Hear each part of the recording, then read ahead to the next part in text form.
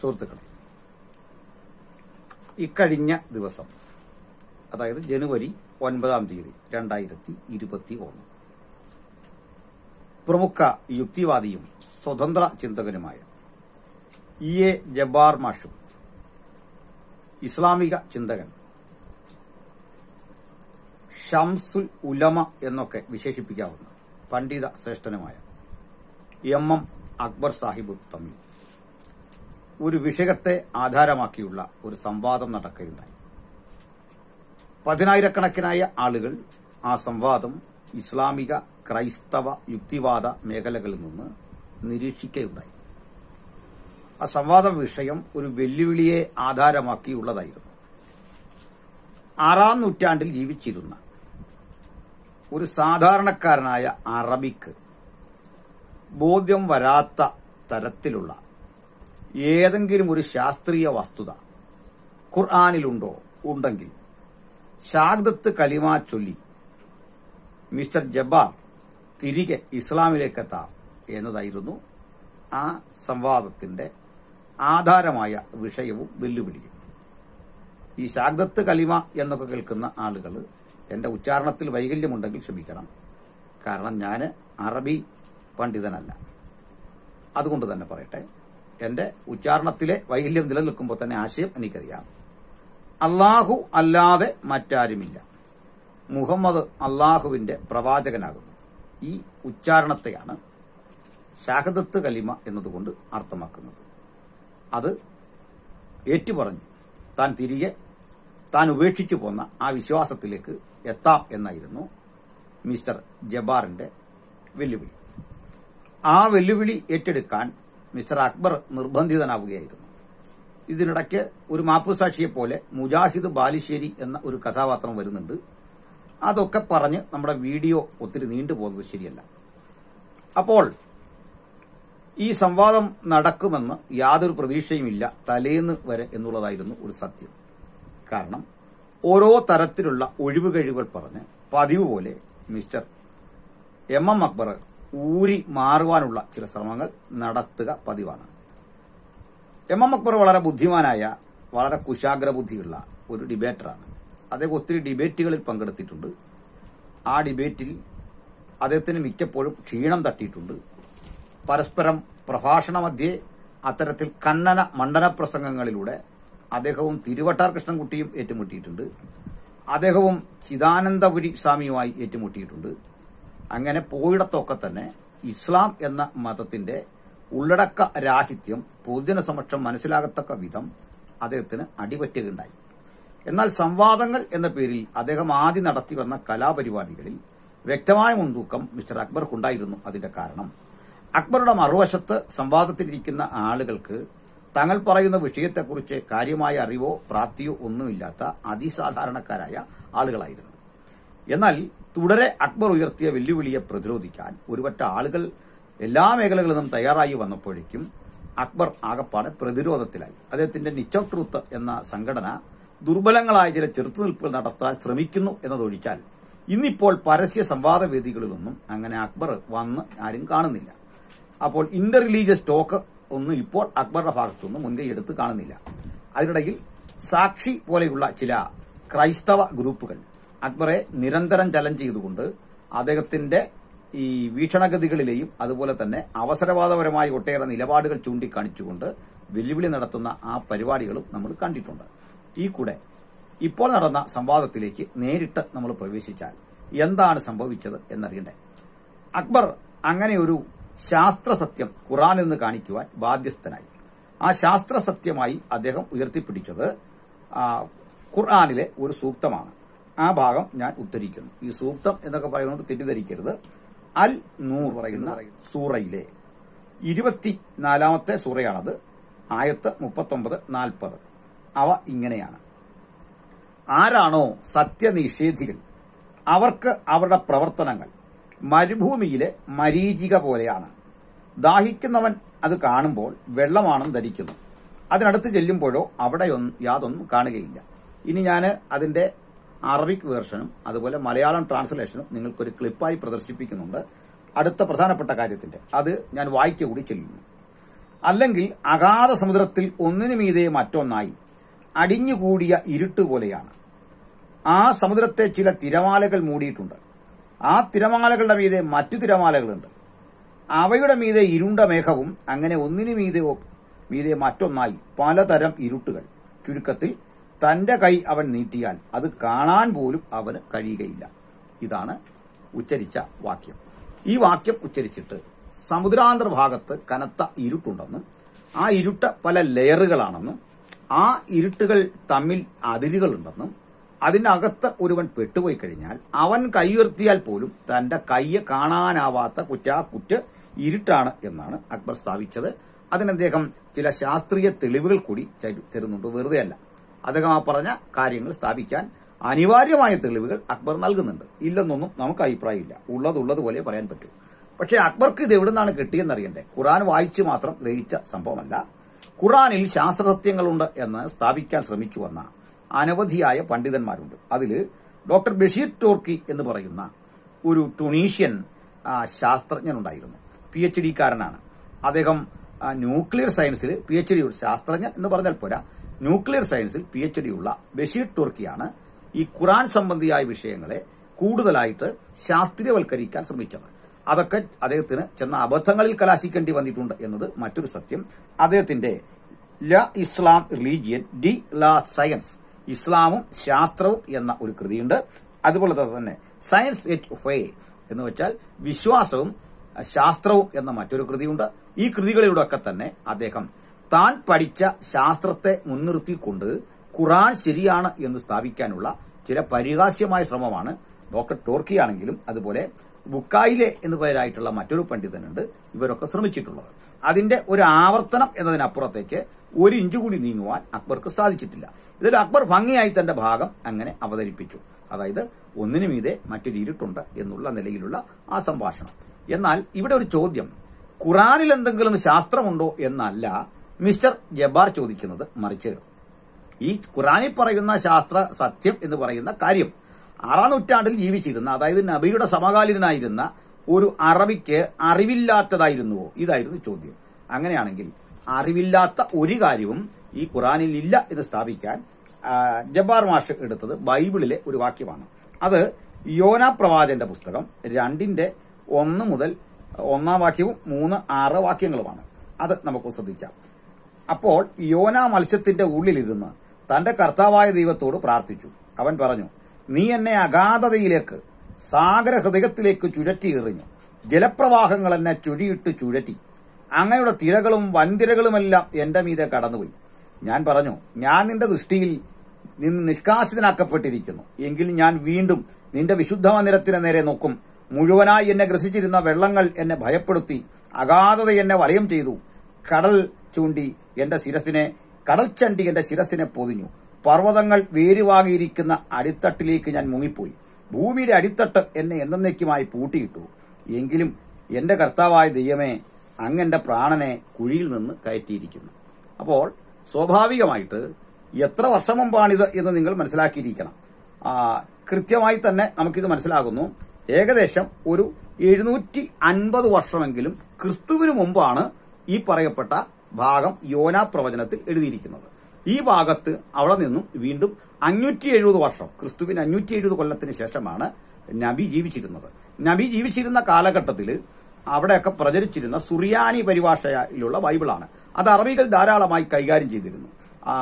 ഖദീജയുടെ കസിനായ ബറക്കത്ത് ഇബ്നു നൗഫല് ഇങ്ങനെയുള്ള പുസ്തകം കൈകാര്യം ചെയ്തതിൽ പ്രാപ്തനായിരുന്നു.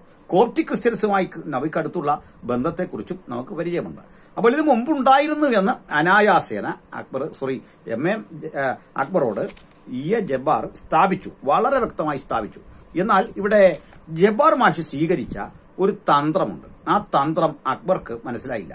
അക്ബർ ചെയ്ത ആ ശൈലിയിൽ നിന്ന് വിഭിന്നമായിരുന്നു. ആദ്യം തന്നെ അക്ബർ ആവശ്യപ്പെട്ടത്, അക്ബർ ആദ്യം 1 മണിക്കൂർ 1.5 മണിക്കൂറോളം തന്റെ കാര്യങ്ങൾ ഇങ്ങനെ വിശദീകരിച്ചു പോയിട്ട് ജബ്ബാർ മാഷി കയറി കണ്ണിക്കട്ടെ. ഇങ്ങനെ ഒരു അശാസ്ത്രീയ ശൈലിയാണ് മുമ്പോട്ട് വെച്ചത്. ഒരു സംവാദത്തിൽ പങ്കെടുത്താൽ 2 സംവാദകർക്കും ഈക്വൽ വെയിറ്റേജ് ആണ്. സമയമാണെങ്കിലും മറ്റ് ക്രമീകരണങ്ങൾ എന്തായിരുന്നാലും ഈക്വൽ വെയിറ്റേജ് അവിടെ കിട്ടണം. അല്ലാതെ ഈ അക്ബർ മാഷിന്റെ അക്ബർ സാഹിബിന്റെയും അനുഗാമികളുടെയും സ്ഥിര ഒരു പരിപാടിയാണ് ഈ എതിർ ഡിബേറ്റർ എന്തൊക്കെ ഉപയോഗിക്കണമെന്ന് അവർ തീരുമാനിച്ചു തരും. ഉദാഹരണം, ഖുർആൻ സംവാദത്തിനെടുത്താൽ അവർ പറയുന്ന ഹദീസ് എടുക്കണം, എന്നാൽ തിരികെ നമ്മൾ പറയുന്ന പുസ്തകം അവരും എടുക്കണമെന്നൊരു യുക്തി ഉണ്ടല്ലോ, അത് സ്വീകരിക്കാൻ കഴിയില്ല. അങ്ങനെ വന്നാൽ എങ്ങനെയാണ് വെക്കുന്നത്? ഇതേ ശൈലി എടുത്തെങ്കിലും ആ യുക്തിവാദികളുടെ നിശ്ചയദാർഢ്യത്തിന് മുമ്പിൽ അക്ബർക്ക് കീഴടങ്ങേണ്ടി വന്നു. ഒടുവിൽ അദ്ദേഹം തന്റെ എല്ലാ ഉപാധികളും വിഴുങ്ങിക്കൊണ്ട് സംവാദത്തിനെത്തി. തനിക്ക് കൂടി ഒരു മോഡറേറ്ററെ നിർത്തണം എന്നുള്ള അദ്ദേഹത്തിന്റെ ന്യായമായ ആവശ്യം സ്വീകരിച്ചില്ല എന്നത് ഞാനും അംഗീകരിക്കുന്നു. പക്ഷേ വളരെ ഭംഗിയായി തന്നെ മോഡറേറ്റർ തന്റെ ദൌത്യം നിർവഹിച്ചു എന്ന് അക്ബർ തന്നെ പറഞ്ഞിരിക്കെ, അക്ബർ മോഡറേറ്റർക്ക് നന്ദി രേഖപ്പെടുത്തിയിരിക്കെ, മോഡറേറ്റർ ചെയ്ത പരിപാടികളെക്കുറിച്ച് ആർക്കും പിന്നെ തർക്കമൊന്നുമില്ല. അതിൽ അക്ബർ തന്നെ അദ്ദേഹത്തിന് നന്ദി പറയുന്നതായിട്ട് കാണുന്നു. അങ്ങനെയെങ്കിൽ അതൊക്കെ നമുക്ക് വിടാം, അതൊക്കെ സാങ്കേതിക വശമാണ്. അപ്പോൾ ഇദ്ദേഹം പറഞ്ഞ ഈ കാര്യത്തിന് ആദ്യ സെക്ഷനിൽ സംസാരിച്ച ജബ്ബാർ മാഷ് വളരെ സവിസ്തരം തന്റെ കാര്യങ്ങൾ പറഞ്ഞു. ഇവിടെ ജബ്ബാർ മാഷ് സ്വീകരിച്ചൊരു ശൈലി, ഈ ഖുറാനിലെ അബദ്ധങ്ങൾ അദ്ദേഹം പറഞ്ഞു. എന്നോട് ഇന്ന് എന്റെ പ്രിയപ്പെട്ട സുഹൃത്ത് ഹംസ, അദ്ദേഹം പെരുമ്പാവൂർ സ്വദേശിയാണ്, അദ്ദേഹം വിളിച്ചു പറഞ്ഞു, നിങ്ങൾ ശ്രദ്ധിച്ചിരുന്നോ ആ സംവാദത്തിൽ അധരചർവണം, അതായത് മുമ്പ് ജബ്ബാർ മാഷ് പറഞ്ഞ അതേ കാര്യങ്ങളൊക്കെ അദ്ദേഹം വീണ്ടും ഒന്ന് പറഞ്ഞു. അതിലെന്താ കുഴപ്പം? അധരചർവണമായാൽ എന്താ? മുമ്പ് പറഞ്ഞ കാര്യങ്ങൾ പറയില്ലെന്ന് വല്ലതും ഉണ്ടോ? അക്ബർ എത്രയോ കാര്യങ്ങൾ മാറ്റി മാറ്റി പറഞ്ഞു. അപ്പോൾ അങ്ങനെ പറയുന്ന ആ സംഭവങ്ങൾ അദ്ദേഹം അതുവഴി ജബ്ബാർ മാഷ് ഉദ്ദേശിച്ചത് നേരെ ഖുറാനിലെ അശാസ്ത്രീയതകളായി അദ്ദേഹത്തിന് തോന്നുന്ന കാര്യങ്ങൾ പൊതുജന സമക്ഷം കൊണ്ടുവരണം. അദ്ദേഹം അതിൽ നന്നായി തന്നെ വിജയിച്ചു. ആ യുക്തിസഹജമായ ജബ്ബാർ മാഷിന്റെ തന്ത്രത്തെ അക്ബർക്ക് മനസ്സിലായില്ല. അക്ബർ വിജയിച്ചു, വിജയശ്രീലാളിതനായി എന്ന മട്ടില് മറുപടിയൊക്കെ പറഞ്ഞിട്ട് തന്റെ ഭാഗം കൂടി അവതരിപ്പിച്ചിട്ട് കണ്ണന സമയത്തിലേക്ക് എത്തി. ഈ കണ്ണന സമയത്തും ജബ്ബാർ മാഷ് കണ്ണനത്തിന് മുതിരുന്നില്ല. കണ്ണനത്തിന് മുതിരാതെ വരുമ്പോൾ അവിടെയൊക്കെ അക്ബർ തന്നെയാണ് മുന്നിട്ട് നിൽക്കുന്നത്, തർക്കമൊന്നും വേണ്ട. കാരണം കണ്ണനം വരാതൊരിക്കലും ഒരാളുടെ പറഞ്ഞ ആശയം അല്ലാതെ പോകുന്നില്ലല്ലോ. പക്ഷേ ജബ്ബാർ മാഷ് ഒരു കാര്യം പറഞ്ഞിരുന്നു, അക്ബറെ കണ്ണിക്കാൻ അക്ബർ ഉയർത്തിയ ഈ തിരമാലയ്ക്ക് ഉള്ളിലെ ഇരുട്ട് അല്ലെങ്കിൽ സമുദ്രാന്തർഭാഗത്തെ ഇരുട്ട് എന്ന വിഷയത്തിന്റെ ശാസ്ത്രീയത സംബന്ധിച്ച് ഖുറാൻ കണ്ടുപിടിച്ചു എന്ന കാര്യം കണ്ണിക്കാൻ തനിക്ക് 2 മിനിറ്റ് മതി. 2 മിനിറ്റ് കൊണ്ട് ഞാൻ അതിനെ കണ്ണിക്കും. പക്ഷെ അതിപ്പോ വേണ്ട, അത് നല്ലൊരു ശൈലിയായിരുന്നു. കാരണം ഏറ്റവും ഒടുവിൽ ഈ വിഷയത്തിലേക്ക് അദ്ദേഹം തിരിഞ്ഞു വന്നിട്ട് 2 മിനിറ്റ് കൊണ്ട് അദ്ദേഹം യോനാ പ്രവചനം എടുക്കുന്നു. യോനാ പ്രവചനം എടുത്തിട്ട് കൃത്യമായിട്ട് അക്ബർ മുമ്പോട്ട് വച്ച ആശയത്തിന്റെ ആവനാഴി മുഴുവൻ ഒറ്റയടിക്ക് തകർത്ത് കളയുന്നു. ബഷീർ ടോർക്കിയെ ഉദ്ധരിച്ച് ഖുറാനിൽ നിന്നൊരു വാക്യം എടുത്തിട്ട് അത് കൃത്യം അങ്ങോട്ട് കൊണ്ടുവന്ന് അവതരിപ്പിക്കാനുള്ള ശ്രമങ്ങളെ മുഴുവൻ തകർത്തിട്ട് പറയുന്നു, ഇത് സത്യത്തിൽ ഈ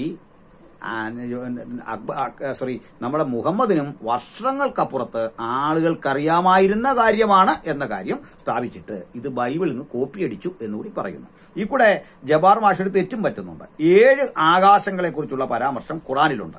അത് ബാബിലോന്യ മതത്തിലുള്ളതാണെന്നും അത് ബൈബിളിൽ കോപ്പിയടിച്ചു. ബൈബിൾ കോപ്പിയടിച്ചിട്ട് ആ തൊണ്ടി മുതലാണ് ഇപ്പുറത്ത് ഇട്ടിരിക്കുന്നത്. പക്ഷെ ജബ്ബാർ മാഷെ ബൈബിളിലെങ്ങും 7 സ്വർഗത്തെക്കുറിച്ചൊരു പരാമർശമില്ല. ഉണ്ടെങ്കിൽ അങ്ങേക്ക് കാണിക്കാം, ആർക്കെങ്കിലും കാണിക്കാം, ഞങ്ങൾ തിരുത്താൻ എന്ന് പറഞ്ഞാൽ അങ്ങനെ ഉണ്ടെങ്കിൽ ഈ പറഞ്ഞ വാക്ക് തിരുത്താൻ തയ്യാറാണ്. 7 സ്വർഗങ്ങൾ എന്നൊരു പരാമർശമേ ബൈബിളിലില്ല. 3-ാം സ്വർഗം വരെ എന്നുള്ളൊരു പ്രയോഗമുണ്ട്. അതിനപ്പുറത്തുള്ളൊരു കണക്ക് ബൈബിളിലില്ല എന്ന് ദയവായി മനസ്സിലാക്കിയിരിക്കണം. അതായത് ബാബിലോന്യ മതത്തിൽ നിന്ന് സ്വർഗത്തെക്കുറിച്ചുള്ള ഒരാശയവും ബൈബിളിൽ കടമെടുത്തിട്ടില്ല. ബൈബിളിലെയും ബാബിലോന്യ മതത്തിലെയും പേർഷ്യൻ മതത്തിലെയും നിരവധി ആശയങ്ങൾ ഖുറാൻ കടമെടുത്തിട്ടുണ്ട് എന്നുള്ള സത്യം ഒരിക്കൽ കൂടി ആവർത്തിക്കപ്പെടുകയായിരുന്നു. ഇവിടെ ഞാനൊരു ചെറിയ ഉദാഹരണം ഇതോട് ബന്ധപ്പെട്ട് ഇപ്പോൾ എന്ന് പറഞ്ഞിട്ട് വിഷയത്തിലേക്ക് വരാം. ഇവിടെ ഒരു കാര്യം കൂടി നടന്നു. ഈ ഭൂമി ഉരുണ്ടതിനെ കുറിച്ചുള്ള ഒരു പരാമർശം, ആ പരാമർശത്തിൽ പണ്ട് അക്ബർ പറഞ്ഞിരുന്നൊരു കാര്യമുണ്ട്. എന്നാൽ ഇത് ഇവിടെ വരുമ്പോൾ അതേ നേരെ കടക വിപരീതം എടുത്തു ചാടുന്ന ഒരു കാഴ്ച കാണാം. നമുക്ക് ആ കാഴ്ചയുടെ ക്ലിപ്പിലേക്ക് അതിന്റെ വീഡിയോ ഒന്ന് കാണാം. എന്താണ് അദ്ദേഹം പറയുന്നത് നമുക്കൊന്ന് നോക്കാം. പ്രാപഞ്ചിക പ്രതിഭാസങ്ങളെ കുറിച്ച് പറയുമ്പോഴോ ഭൂമിയുടെ ഗോളാകൃതി വ്യക്തമായി സൂചിപ്പിക്കുകയും ചെയ്യുന്നു. ഖുർആനിലെ 39-ാം അധ്യായം സൂറത്ത് സുമർ അതിൽ 5-ാമത്തെ വചനം എടുത്ത് പരിശോധിച്ച് നോക്കുക. യുക്കബ്ബിറു ലൈല അലൻ നഹാരി വയുക്കബ്ബിറു നഹാറ അലൽ ലൈലി. എന്താ ഇവിടെ പറയുന്നത്? രാത്രിയെ പകലിന്മേൽ ചുറ്റിക്കുന്നു, പകലിനെ രാത്രിയിന്മേൽ ചുറ്റിക്കുന്നു. എന്താണ് ഈ ചുറ്റിക്കൽ?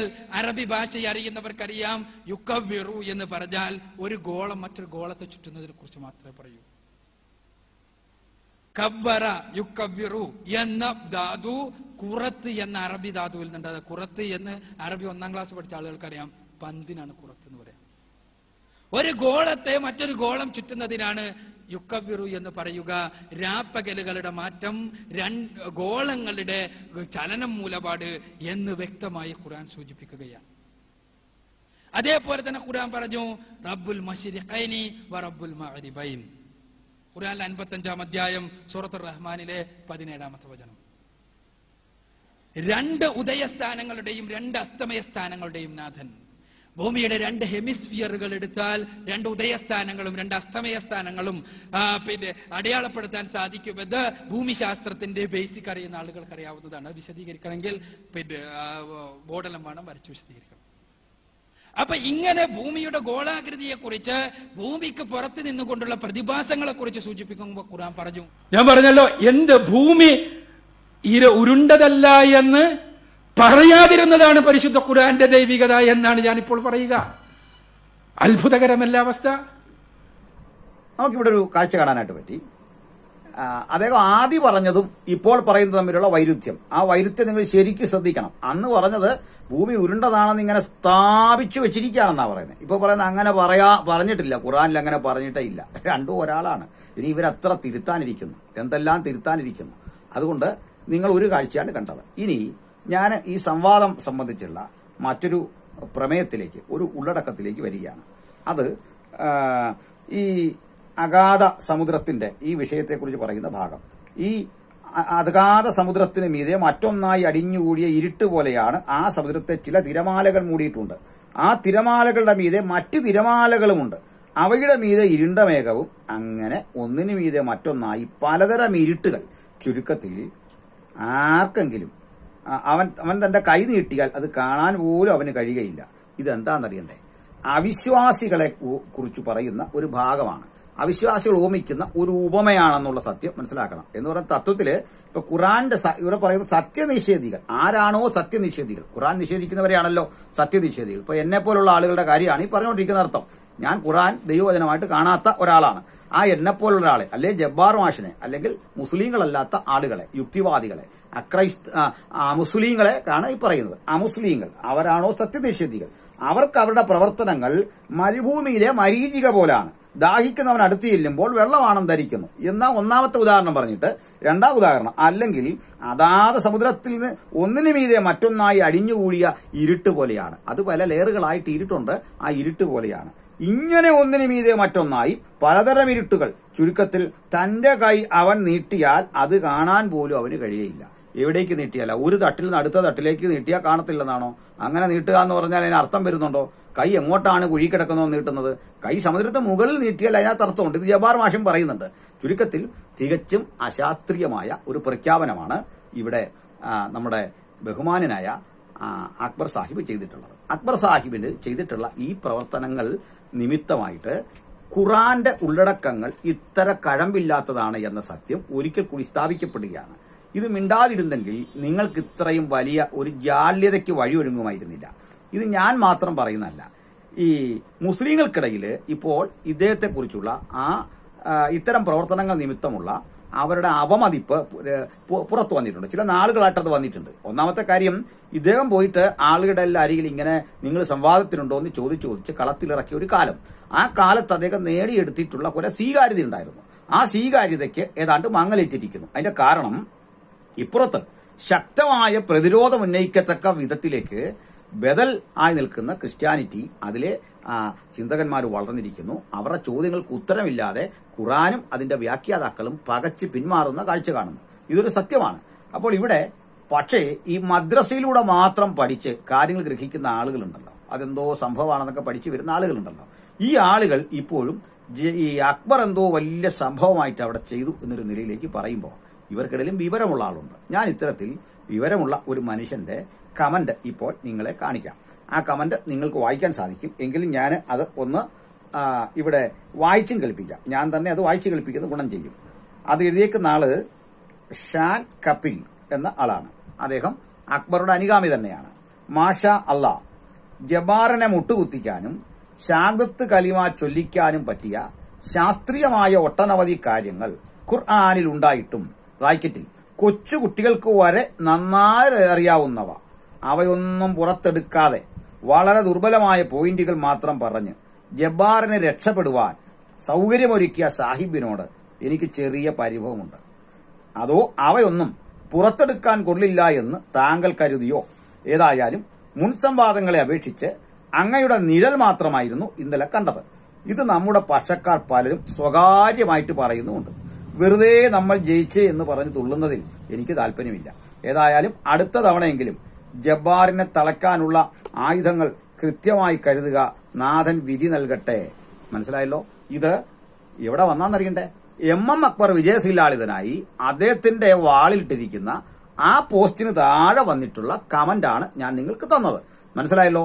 അപ്പോൾ ഇസ്ലാമിക സഹോദരന്മാരുടെ ഇടയിലെ കേവലം മദ്രസ പഠനം കൊണ്ട് മാത്രം പരിമിതപ്പെടാത്ത വിവരമുള്ള ആളുകൾ ആ സംവാദത്തെക്കുറിച്ച് പറയുന്ന അഭിപ്രായമാണ് നിങ്ങൾ കണ്ടത്. പിടികിട്ടിയല്ലോ? ചുരുക്കി പറഞ്ഞാൽ ഇതിനു വേണ്ടിയൊന്നും തുനിഞ്ഞിറങ്ങാൻ പാടില്ലായിരുന്നു. ഈ വിവരക്കേടിന് പോകരുതായിരുന്നു. അതിന്റെ പരിണിത ഫലമായിട്ട് നിങ്ങൾ ചെന്ന് ചാടിയ അബദ്ധം വലുതാണ്. ക്രൈസ്തവരുമായി പോലും ഒരു സംവാദത്തിന് ത്രാണിയില്ലാതെ ഭയപ്പെട്ട് നടക്കുന്ന ആളാണ് MM അക്ബർ. അതായത് അദ്ദേഹത്തിന് പണ്ടൊക്കെ അദ്ദേഹം ചെയ്തുകൊണ്ടിരുന്നത് ഒരു ദേശത്ത് എന്ന് സ്നേഹ സംവാദം സംഘടിപ്പിക്കും. ഞങ്ങളുടെ നാട്ടിലെ ചാത്തന്തറ എന്നൊരു സ്ഥലമുണ്ട്. ഈ ചാത്തന്തറയെ കുറിച്ച് പറയുമ്പോൾ മറക്കാൻ പാടില്ല. അവിടുന്നാണ് ജസ്ന എന്നൊരു പെൺകുട്ടി അടുത്ത കാലത്ത് കാണാതെ പോയിരിക്കുന്നത്. എന്റെ വീട്ടിൽ നിന്ന് ഒരു 5 കിലോമീറ്റർ ദൂരം കഷ്ടിച്ച് അവിടെ വരെയുള്ളൂ. അപ്പോൾ അവിടെ നിന്നാണ് ഒരു ജസ്ന പോയിട്ട് മറിയം ബീവിയോ മറ്റോ ആയിട്ട് ഇസ്ലാം മതം സ്വീകരിച്ച് ഇങ്ങനെ കഴിയുകയും പോലീസ് പോലും പുറത്തു വിടാത്തൊരു രഹസ്യം സോഷ്യൽ മീഡിയയിൽ ഇപ്പോൾ നടക്കുന്നത്. അവിടെ ഈ അക്ബർ സാഹിബ് എന്നൊരു നോട്ടീസുമൊക്കെ ഞാൻ കണ്ടിരുന്നു. എനിക്ക് പോയി പങ്കെടുക്കാനൊന്നും അന്ന് കഴിഞ്ഞില്ല. അതിന്റെ പഠനകാലം മറ്റോ ആയിരുന്നു എന്നാണ് എനിക്ക് തോന്നുന്നത്. നിങ്ങൾ ഓർക്കുന്നുണ്ട് ഈ പ്രോഗ്രാം. അപ്പോൾ ഈ പരിപാടി എങ്ങനെയാണെന്ന് അറിയണ്ടേ? നാട്ടിൽ വന്നിട്ട് അവിടെ ഏറ്റവും ദുർബലർ എന്ന് തോന്നുന്ന ആശയപരമായി വലിയ കരുത്തൊന്നുമില്ലാത്ത ഒരു പാസ്റ്ററെയോ ഒരു അച്ഛനെയോ കണ്ടിട്ട് പറയും, നിങ്ങൾ ബൈബിൾ സംസാരിക്കാൻ വരിക, ഞങ്ങൾ ഖുറാൻ സംസാരിക്കാൻ വരും. അപ്പൊ ഇത് ആദ്യം ഇതിലെ ചതിവറിയാത്ത ആളുകൾ ഇതിൽ ചെന്ന് ചാടിയിട്ട് ഇദ്ദേഹം ചോദിക്കുന്ന ചോദ്യങ്ങൾക്ക് ഉത്തരം പറയാനാവാതെ ഈ പുരോഹിതന്മാർ, വിശേഷിച്ച് കത്തോലിക്ക പുരോഹിതന്മാരായിരിക്കും, അവർക്ക് വേറെ അവരെ കുറ്റം പറയല്ല, അവർക്ക് താരതമ്യേന ഇത്തരത്തിൽ ഈ ബൈബിൾ വാക്യങ്ങളിൽ വലിയ സ്പർശം കാണത്തില്ല. അവർ വലിയ സ്കോളേഴ്സ് തന്നെയാണ്. അതുകൊണ്ട് അവർ കിടന്ന് വിഷമിക്കും, ആകപ്പാടെ ബുദ്ധിമുട്ടായിത്തീരും. അങ്ങനെ അക്ബർ ഏകപക്ഷീയമായി വിജയശ്രീലാളിതനായി പോരുന്ന കാഴ്ചയാണ് ഉണ്ടായത്. എന്നാൽ അക്ബറുടെ പടയോട്ടം നിലച്ചത് നമ്മുടെ പെരുമ്പാവൂരിലെ ഒരു പബ്ലിക് സ്റ്റേഡിയത്തിൽ നടന്ന പ്രോഗ്രാമോടുകൂടിയാണ്. സാധാരണ രീതിയിൽ ഇങ്ങനെ ഇരുന്നിട്ട് 15 മിനിറ്റ് ഓഡിയൻസിന് ഫ്ലോറിൽ നിന്ന് സംസാരിക്കാൻ അവസരം കൊടുക്കും. ഈ 15 മിനിറ്റിന് വീണ്ടും അക്ബർ വന്ന് മറുപടി പറയും. തങ്ങൾക്ക് ആധിപത്യം നിലനിർത്താൻ കഴിയുന്ന വിധത്തിലെ ഒരു സംവാദ സ്ട്രക്ചറാണ് അക്ബർ ഉണ്ടാക്കുക. എന്നാൽ കൃത്യതയാർന്ന മറുപടി 3 ദിവസം കൊണ്ട് ശ്രീ വർഗീസം സാമുവലും ശ്രീ തിരുവട്ടാർ കൃഷ്ണൻകുട്ടിയും ജോൺസൺ സി ഫിലിപ്പും നൽകിയതോടുകൂടി ഈ പബ്ലിക് വേദികളിൽ വന്ന് സംവാദം നടത്തുക എന്ന താല്പര്യം അദ്ദേഹത്തിന്റെ ഏതാണ്ടൊക്കെ അസ്തമിച്ചു. ഇതിനിടയ്ക്ക് ശ്രീ വർഗീസം സാമുവലിനോട് ഖുറാൻ സംബന്ധിയായി നമുക്കൊരു സംവാദമാകാം എന്നൊക്കെ സമ്മതിച്ചിട്ട് പോയ അക്ബർ പിന്നാലെ ചെന്ന വർഗീസം സാമുവൽ നിച്ചോ ട്രൂത്തിന്റെ ഓഫീസിൽ ചെല്ലുമ്പോഴേക്കും അടവ് എല്ലാം മാറ്റി. ഖുറാൻ സംബന്ധിച്ചില്ല, ബൈബിളിനെ സംബന്ധിച്ച് ഇനിയാകാം, എത്ര വേണമെങ്കിലും ആകാം. ചുരുക്കി പറഞ്ഞാൽ ഇതര മതങ്ങളെ ആക്രമിക്കാൻ ഞങ്ങൾ റെഡി, ഞങ്ങൾക്ക് തിരിച്ച് ഖുറാനെ കുറിച്ച് പറയാൻ അറിയില്ല എന്ന് പറയുന്നതിന് തുല്യമായി. അവിടെ വച്ച് ഇവരുടെ ഇരട്ടത്താപ്പ് മനസ്സിലാക്കിയ എന്റെ സ്നേഹിതൻ വർഗീസം സാമുവൽ തിരിച്ചു പോന്നു. അതൊരു കാലഘട്ടം. ഇതിനുശേഷം അനവധിയായ ആളുകൾ അതാതിടങ്ങളിൽ ഇരുന്നു കൊണ്ട് ഖുറാൻ പഠിച്ചു, ഇവർക്ക് മറുപടി കൊടുക്കാൻ തയ്യാറായി. ഇതുവരെ സംഭവിച്ചുകൊണ്ടിരുന്നത് ഞങ്ങളാരും ഈ ഖുറാന്റെ ഉള്ളിലേക്ക് കടന്ന് വിമർശിക്കില്ല. അതിന്റെ കാരണം ഒരു പരിധിവരെ വികാരപരമായിട്ടാണല്ലോ ഈ മുസ്ലിം സുഹൃത്തുക്കൾ നേരിടുന്നത്. തലവെട്ട്, കൈവെട്ട് വല്ലാത്തൊരു വിഷയമാണ്. ഞാൻ കഴിഞ്ഞ വീഡിയോയിൽ പറഞ്ഞ പോലെ ഹലാൽ എന്നൊരു പരിപാടിയുണ്ട്. ഹലാൽ എന്താണ്? ബിസ്മി ചൊല്ലിയിട്ട് ഒരു മൃഗത്തെയോ പക്ഷിയോ അറക്കുക. അപ്പോൾ ഈ കത്തി മൂർച്ചയുള്ളതായിരിക്കണം, ഈ കത്തി വെടിപ്പും വിശുദ്ധിയും ഉള്ളതായിരിക്കണം. ഒരു മൃഗം മറ്റൊരു രൂപത്തിലൊന്നും ചാകാൻ പാടില്ല. അതിന്റെ പ്രാണൻ അതിന് വിലയേറിയതാണ്. ഭക്ഷ്യവസ്തു എന്ന നിലയിൽ അതിനെ കഴിക്കുമ്പോൾ തന്നെ ആ മൃഗത്തെ നമ്മൾ ഉപദ്രവിക്കാൻ പാടില്ല. വേദന ഏറെ കുറച്ചു വേണം അതിനെ അറുക്കാൻ എന്നൊക്കെ പറഞ്ഞ മുല്ലാക്കാട് പ്രസംഗം ഞാൻ കേട്ടിട്ട് എനിക്ക് എന്നെ കരച്ചിൽ വന്നു. പക്ഷെ എന്റെ തിരിച്ചൊരു ചോദ്യം, മനുഷ്യനെ വെട്ടുമ്പോൾ ഇതൊന്നും ഇല്ലല്ലോ. കിട്ടുന്ന കത്തിക്ക് കിട്ടുന്നിടം വെച്ച് വെട്ടുക. അപ്പോൾ മനുഷ്യനേക്കാൾ വില മൃഗത്തിന് കൊടുക്കുന്ന അധമമായൊരു വിശ്വാസമല്ലേ ഇതൊക്കെയെന്നല്ലേ നിങ്ങൾ ചിന്തിക്കേണ്ടത്? അപ്പോൾ ഇങ്ങനെയൊക്കെയുള്ള ചില പ്രശ്നങ്ങളുണ്ട്. ഇത്തരം ചോദ്യങ്ങൾ വരുമെന്നൊരു പേടി നിമിത്തം അക്ബർ പിന്നോട്ട് മാറി. പിന്നീട് അക്ബർ പ്രചരിപ്പിക്കാൻ തുടങ്ങി. ഇവർക്കൊരു പരിപാടിയാണ് തക്കിയ എന്ന് വെച്ചാൽ നുണ പറയാൻ ലൈസൻസ് തരുന്ന ഒരു മാർഗമാണല്ലോ അത്. നുണ പറയുന്നതിന് അത്യാവശ്യ ഘട്ടങ്ങളിൽ നുണ പറയാം എന്നുള്ളതാണ്. അപ്പോൾ അതിലൊന്ന് ഈ സാക്ഷി അപ്പോളജറ്റിക് നെറ്റ്വർക്ക് ഇദ്ദേഹത്തെ ഒരിക്കൽ സംവാദത്തിന് പല ആവർത്തി വിളിച്ചു. എല്ലാം റെഡിയാകും, തക്ക സമയമാകുമ്പോഴേക്ക് ഇദ്ദേഹം ഒരു ആർക്കും സാധിക്കാനാവാത്ത ഒരു ഉപാധി പറഞ്ഞു മാറും. അപ്പോൾ അങ്ങനെയെങ്കിൽ സാക്ഷിയാണ് സംവാദത്തിൽ നൊഴിഞ്ഞത് എന്നൊരു പരാമർശം അദ്ദേഹം നടത്തി. ആ പരാമർശത്തെക്കുറിച്ചുള്ള ഞങ്ങളുടെ സ്നേഹിതൻ ജെറി തോമസിന്റെ സത്യസന്ധമായ ഒരു വിശദീകരണം നിങ്ങൾക്കിപ്പോൾ കാണാം. ആ ക്ലിപ്പിലേക്ക് നമുക്ക് പോകാം. പ്രിയ സ്നേഹിതരെ, MM അക്ബർ മൗലവി അവിടെ പറഞ്ഞു, സാക്ഷി അപ്പോളജറ്റിക്സ് നെറ്റ്വർക്കുമായിട്ട് കരാർ ഞങ്ങൾ ചെയ്തതാണ്. സാക്ഷി അപ്പോളജറ്റിക്സ് നെറ്റ്വർക്കാണ് സമ്പാദ്യത്തിന് മറ്റു കാരണങ്ങൾ പറഞ്ഞ് ഒഴിഞ്ഞു മാറുന്നതെന്ന് ഇന്ന് ഇവിടെ നിന്ന് ഞാൻ പ്രഖ്യാപിക്കുന്നു. MM അക്ബർ മൗലവിക്ക് ഞങ്ങൾ എഴുതിയ സാക്ഷി അപ്പോളജറ്റിക്സ് നെറ്റ്വർക്ക് എഴുതിയ ഒരു കരാറ്, സൈൻ ചെയ്ത കരാറ് കൈവശമുണ്ടെങ്കിൽ ആ കരാറ് പ്രകാരം സംവാദം ചെയ്യാൻ ഞങ്ങൾ തയ്യാറാ. ദയവായിട്ട് മാഗസിനിൽ ആ കരാർ ഏതാണെന്ന് പ്രസിദ്ധീകരിക്കുക. MM അക്ബർ മൗലവി സാക്ഷി അപ്പോളജറ്റിക്സ് നെറ്റ്വർക്കിനോട് സംവാദം ചെയ്യാതിരിക്കുന്നത് എന്തുകൊണ്ടാണെന്നറിയാമോ? അക്ബർ മൗലവിക്കറിയാം, അക്ബർ മൗലവിക്കറിയാം അതൊരു കെണിയാണ് എന്ന് പറഞ്ഞാൽ ഈ ഹദീസുകൾ ഞങ്ങളുടെ കയ്യിൽ ഉണ്ട് എന്നറിയാം. നിങ്ങൾ പറയാം, നിങ്ങൾക്കങ്ങനെ പറയാം, പക്ഷെ അക്ബർ മൗലവി അത് പറയുന്നില്ലല്ലോ എന്ന്, അല്ലേ? തമിഴ്നാട് തൗഹീദ് ജമയത്ത് എന്ന് പറഞ്ഞ അവിടെ 7 ലക്ഷം മുതൽ ഏതാണ്ട് 10 ലക്ഷം, 7 ലക്ഷം എന്ന് സ്റ്റേറ്റ് ഗവൺമെന്റ് അഭിപ്രായ പ്രകാരവും അവരുടെ അഭിപ്രായ പ്രകാരം 10 ലക്ഷമുള്ള ഒരു ജമയത്ത്, അതായത് ഇസ്ലാമിക് ഡിനോമിനേഷന്റെ തലവനുമായിട്ട് 4 ദിവസം ഞങ്ങൾ സംവാദം ചെയ്തു. 2 ദിവസം സംവാദം ചെയ്തത് അവരുടെ മോസ്കിനുള്ളിൽ നിന്നാണ് സംവാദം ചെയ്തത്. ആ പണ്ഡിതനുമായിട്ട് സംവാദം ചെയ്ത് ആ പണ്ഡിതൻ അന്ന് ഞങ്ങളുടെ കൂടെ ഉണ്ടായിരുന്ന സംവാദം ചെയ്യാൻ വേണ്ടി വന്ന മുസ്ലിം മറ്റൊരു വേദിയിൽ തമിഴ്നാട്ടിൽ പറഞ്ഞു അവർ ഈ കരാർ എഴുതിയതിന് ശേഷം കേരളത്തിൽ നിന്ന് ഒരു പണ്ഡിതന്റെ 4 പേർ അവരുടെ ഓഫീസ് സന്ദർശിച്ചു. ഒരു മുസ്ലിം പണ്ഡിതന്റെ 4 പേർ അവരുടെ ഓഫീസ് സന്ദർശിച്ചു. 4 പേർ അവരുടെ ഓഫീസ് സന്ദർശിച്ച ശേഷം അവരോട് ചോദിച്ചു, നിങ്ങൾ എങ്ങനെയാണ് ഈ കെണിയിൽ അകപ്പെട്ടു പോയത്? സാക്ഷി അപ്പോളജറ്റിക്സ് നെറ്റ്വർക്കുമായിട്ട് എന്തിനാണ് ഒരു സംവാദത്തിന് നിങ്ങൾ പോകുന്നത്? മുസ്ലിം പണ്ഡിതൻ അദ്ദേഹം പറയുന്നത് ഇവർ കരാർ നേരത്തെ ചെയ്തതാണ്. ഇവർ സാക്ഷി അപ്പോളജറ്റിക്സ് നെറ്റ്വർക്ക് കേരളത്തിലും ഇദ്ദേഹവുമായിട്ട് ചർച്ച ചെയ്തതാണ്. ആ പണ്ഡിതന്റെ ആൾക്കാരാണ് പോകുന്നത്. അത് MM അക്ബർ മൗലവിയുടെ ആൾക്കാർ തന്നെയാണ്, അതിൽ സംശയിക്കാനൊന്നുമില്ല. ഇത് മുസ്ലിമാണ് പറയുന്നത്. എന്നിട്ട് ചെന്നിട്ട് പറഞ്ഞു, അവർ ഈ ഹദീസുകളൊക്കെ കോട്ട് ചെയ്യും. പാൽക്കുടി ഹദീസ് അതെനിക്ക് പുറത്ത് പറയാൻ തന്നെ ലജ്ജയായിട്ടുള്ളൊരു ഹദീസാണ്. അതേപോലുള്ള ഹദീസുകൾ കോട്ട് ചെയ്യും. നമ്മൾ എന്ത് ചെയ്യും? അവർ പറഞ്ഞ് നിങ്ങൾ ആ ഹദീസ് അങ്ങ് തള്ളിക്കളയണം. ഞങ്ങൾ ആ ഹദീസുകളൊക്കെ തള്ളിക്കളയും. ഹദീസുകളൊക്കെ നമ്മളങ്ങ് തള്ളിക്കളയും. അവർ തള്ളിക്കളയും. അത് അവരുടെ വിശ്വാസമാണ്. ഇത് വെറുതെ അങ്ങ് തള്ളിക്കളയും. അങ്ങനെ തള്ളിക്കളയേണ്ടതായിട്ട് ഒരു വചനവും നമുക്ക് ദൈവം തന്നിട്ടില്ല. അത് ദൈവത്തിന്റെ സ്തോത്രം. ഇത് ഞാൻ പറയുമ്പോൾ നിങ്ങൾ പറയും തെളിവെന്താ? ഇത് തമിഴിലൊരു ക്ലിപ്പാണ്. തമിഴ്നാട്ടിൽ ഈ മുസ്ലിം പ്രസംഗിച്ചതാണ്. MM അക്ബർ മൗലവി സാക്ഷി അപ്പോളജറ്റിക്സ് നെറ്റ്വർക്കുമായിട്ട് എന്തിനു വരുന്നില്ല എന്ന് ഒരു മുസ്ലിം തന്നെ പറയട്ടെ. நாம இந்த கிறிஸ்தவர்களோடு விவாதம் பண்றதுக்கு ஒப்பந்தம் போட்டதுக்கு பிறகு கேரளாவிலிருந்து சில பேர் வந்திருந்தார்கள். அங்க இருக்கிற ஒரு பெரிய ஸ்காலரோடு இதே அமைப்பை சார்ந்த கிறிஸ்தவர்கள் விவாதத்திற்கு ஒப்பந்தம் கூட போட்டிருந்திருக்கிறார்கள் ஏற்கனவே கடந்த காலத்துல. அந்த அமைப்பை சார்ந்த சில பேர் சென்னையில் நம்மளை சந்திச்சு நம்மகிட்ட வந்து கேட்கிறாங்க, என்னங்க இப்படி வசமா மாட்டிக்கிட்டீங்க? நம்ம மாட்டிக்கிட்டோமா? அவங்கள்ட்ட யாரு? கிறிஸ்தவர் இடத்துல நம்ம மாட்டிக்கிட்டோமா? யாரையா மாட்டினா? நம்ம இடத்துல அவன் வந்து மாட்டி இருக்கிறான். இவ்வளவு நாள் ஊருக்குள்ள பீலா விட்டுக்கிட்டு இருந்தான், துரத்தி பிடிச்சு ஆளை உட்கார வச்சிருக்கிறோம். நம்ம மாட்டிக்கிட்டோமா? அவன் சொல்றான், அந்த ஆளு சொல்றாரு, நீங்க போய் உட்கார்ந்தீங்கன்னா அவர் இந்த பால்குடி ஹதீஸ போடுவாரு, என்ன செய்விய? அதைத்தானடா வருஷ காலம் பூரா பொய்ன்னு சொல்லிக்கிட்டு இருக்கிறோம். நீயும் பொய் என்று சொல், உன்னாலும் தைரியமாக விவாதிக்க முடியும். உண்மைன்னு சொன்னா அடக்கி பொத்திக்கிட்டு தான் போகணும். வேணாம்பா, வாயை திறக்க வேண்டாம், மாட்டிக்கிட்டா வம்பு. அதனால தானே வாய் பொத்துறீங்க. வேற எதற்கு நீங்கள் மௌனம் காக்கிறீர்கள்? உங்களிடத்திலே 100% சத்தியம் இருக்கிறது என்று தெளிவான நம்பிக்கை இருந்தால் உங்களாலும் விவாத களத்திலே அத்தனை பேரையும் சந்திக்க இயலும். சந்திக்க முடியாமல் போனதை காட்டுகிறது உங்களிடத்திலே அசத்தியம் இருக்கிறது, பலகீனம் இருக்கிறது, இயலாமை இருக்கிறது. ഇത് ചെന്നൈയിലെ മുസ്ലിം പറഞ്ഞതാണ്, ഞങ്ങൾ പറഞ്ഞുണ്ടാക്കിയതല്ല. MM അക്ബർ മൗലവിയുടെ 4 ആൾക്കാർ അവരോട് പോയി പറഞ്ഞു, നിങ്ങൾ എങ്ങനെയെങ്കിലും സാക്ഷിയുമായിട്ടുള്ള സംവാദത്തിൽ നിന്ന് പിന്മാറിയില്ലെങ്കിൽ അത് നിങ്ങൾക്ക് അപകടകരമാകും. ഈ മൗലവിയാണ് സാക്ഷി അപ്പോളജറ്റിക്സ് നെറ്റ്വർക്ക് ഇഷ്യൂ ഓഫ് ട്രൂത്തുമായിട്ട് തിരുവല്ലായി വെച്ച് തന്നെ സംവാദത്തിന് തയ്യാറാണ്. ബൈബിളും ഖുറാനും എന്നുള്ള വിഷയത്തിൽ ഞങ്ങൾ തയ്യാറാണ്.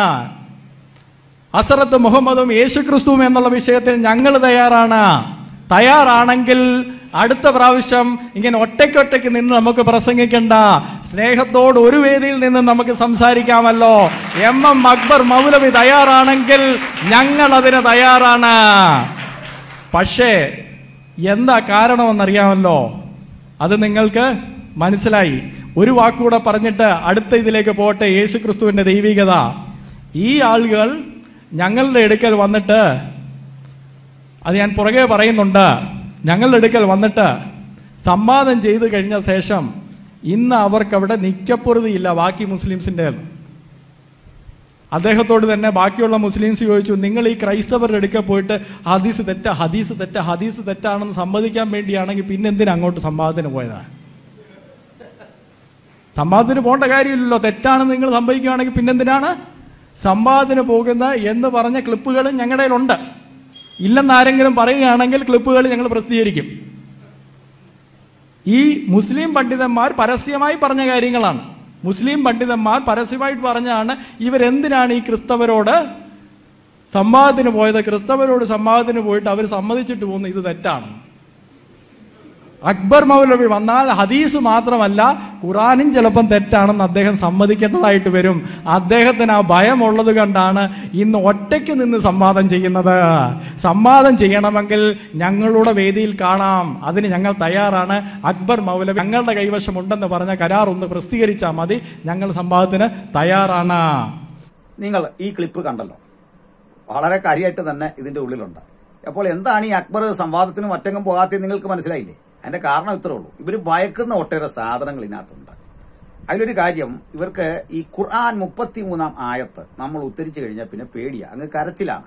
അയ്യോ ഞങ്ങളുടെ പ്രവാചകനെതിരെ നിന്ദിക്കാൻ വരുന്നത്. എന്നാ പിന്നെ ഇതിനകത്ത് ഇത് എഴുതേണ്ട കാര്യമുണ്ടോ സുഹൃത്തെ? നിങ്ങളുടെ പ്രവാചകനൻ ചെയ്ത ഒരു കർത്തവ്യം ഏറ്റവും ശ്രേഷ്ഠമാണ് എന്ന് നിങ്ങൾ വാഴ്ത്തുന്ന ഭാഗമാണത്.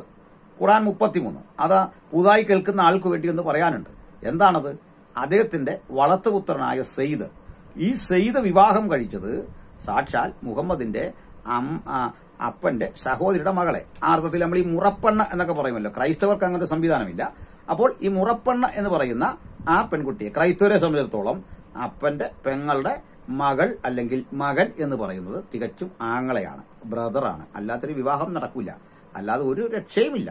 അതാണ് കാര്യം. അത് രക്തബന്ധം പോലെ തന്നെ പരിഗണിക്കുന്ന ഉയർന്ന സാഹോദര്യ ബന്ധമാണ്. അപ്പോൾ ഇത് നമ്മുടെ ഹിന്ദു സഹോദരങ്ങൾക്കും പ്രശ്നമല്ലാത്തൊരു ബന്ധമാണ് ഈ മുറപ്പെണ്ണ്. അതെന്തുമായിക്കോട്ടെ. അപ്പൊ ചുരുക്കി പറഞ്ഞാൽ മുഹമ്മദിന്റെ മുറപ്പെണ്ണ്.